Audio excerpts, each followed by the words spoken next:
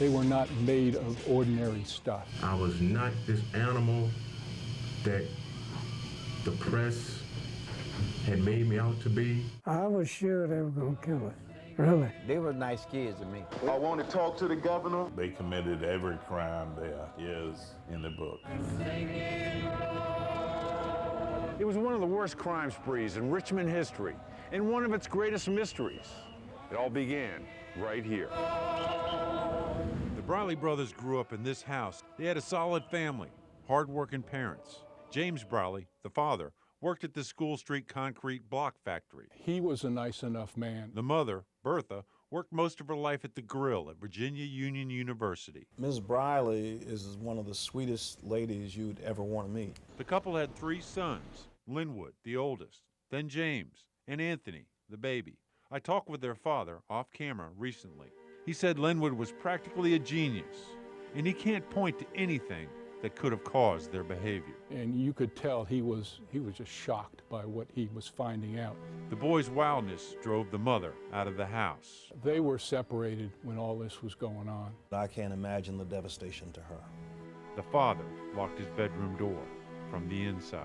Seemed like they had a pretty good family. However, Linwood got in trouble when he was 16 years old. It was 1971. Linwood Briley fired a .22 caliber bullet into the back of his elderly neighbor as she puttered in her kitchen. He claimed that he was shooting at a bird. Later, he was old and was going to die anyway. He spent a year in detention. Younger brother Jim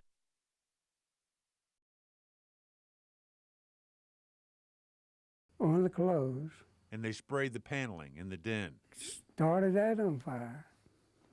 A fire over here and a fire there. So they left you to die in here? Yeah, they did, right. But when she said they're gone, I started wiggling my hands, getting them out. As smoke and flames filled the house, he freed his hands and feet, then cut his wife loose, and they got outside. This guy, Meekins, was the guy that tied me up. I think he was the rookie.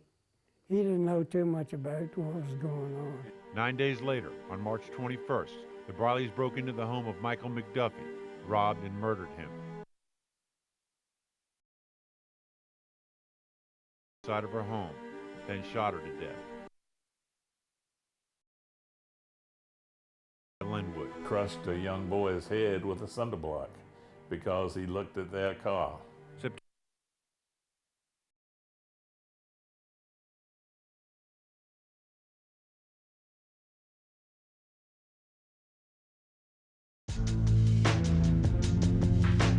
The Briley brothers were a nightmare. Rape, molestation, arson, robbery, murder by baseball bat, gun, knife, fork, and cinder block. It was impossible for us to charge them with every crime they committed. Nothing changed when they swaggered onto death row. Oh, they were treacherous. Nothing but, I mean, always plotting and planning and going around just like they would on the street, getting involved with other inmates.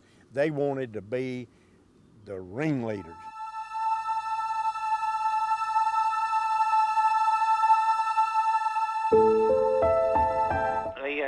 They turned them out at 7 o'clock in the morning in the day room area. They stayed out in the day room area until 9, 10 o'clock at night or 11.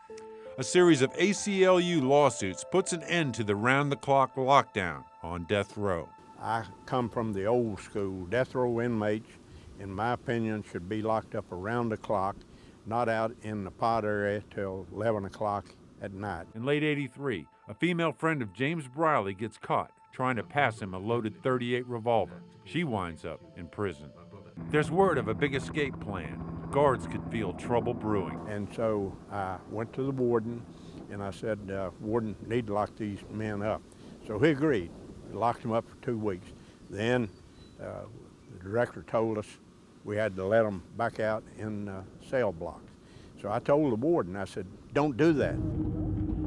Just days later, the biggest death row prison escape in U.S. history. Oh my God. That is the doorway that they exited. And they went across here over to the sally port, and we'll return over there so you can get a shot of that in a moment. Armed with homemade knives, the Brileys and 4 other death row inmates overpower the guards and take over this guard station. They put on the guards' uniforms, call out that they've got a live bomb that's getting ready to blow, then come out with a TV set on a stretcher, covered with a blanket, spraying it with a fire extinguisher for effect. News of the escape shot across the country, and particularly in Richmond. Would the Brileys come home? Police staked out their neighborhood. Prosecutors were given protection.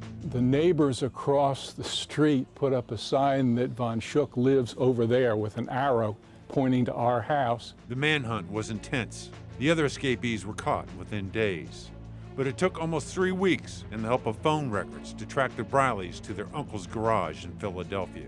Convicted murderers James Briley and his brother Linwood had been on the run for nearly 3 weeks. FBI agents arrested the Brileys outside this North Philadelphia auto customizing shop. The Brileys' uncle, Johnny Lee Counsel, he'll be charged with harboring fugitives. The fallout from the escape was intense. Politicians and officials took a pounding. Assistant Warden Catron successfully fought his suspension, but the bitterness remained. Absolutely, absolutely. I'll go to my grave carrying that. There were those, including the Brileys' father, who believed the death sentence was too extreme since it was built around the testimony of 16-year-old gang member Duncan Meekins. There's a black justice system and there's a white. There's 2 Richmond.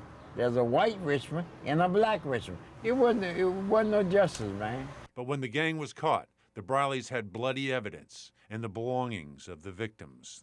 That was the biggest mistake they made right there. Wearing stuff they'd stolen. Soon after they were recaptured, Linwood Briley was electrocuted at the Richmond Penitentiary.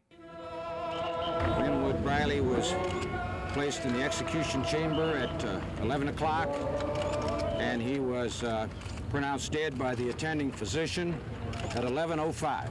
James Briley and his attorneys tried to use the media to escape the chair, but it didn't work. I, of course, chose to escape because I'm innocent, and if you're innocent, I believe that you're supposed to be free. The youngest brother, Anthony Briley, who apparently didn't kill anybody, is up for parole. So was Duncan Meekins, who killed 1 victim at the urging of Linwood Briley. Both Von Schuck and Harding are trying to help Meekins, now 46 years old. On 4th Avenue, where it all started, Mark Holmberg, CBS 6 News.